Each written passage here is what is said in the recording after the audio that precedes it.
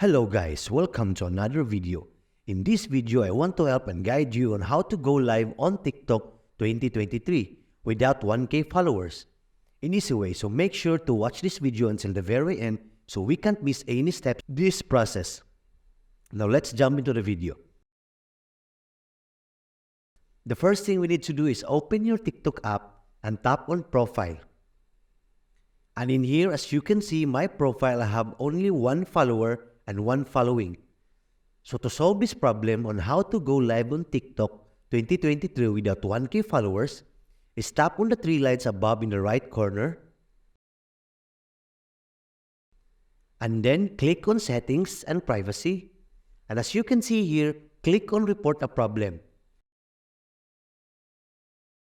Then scroll down here and tap on Live. Then in here, you will see a bunch of problems to choose. And in here, you will select How I Start a Live.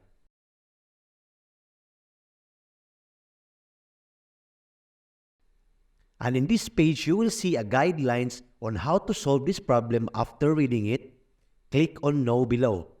And right here, you can actually send and write a feedback. So what we'll do is write like this one. Hi, I could go live in the past but can't anymore. My fans would love to see my live again. Thank you. And after that, tap on Send or Submit. Within in 2 days from now, let's say 48 hours, you will actually be able to go live. And that's it. So before we end this video, please hit like, share, and subscribe if you are new here.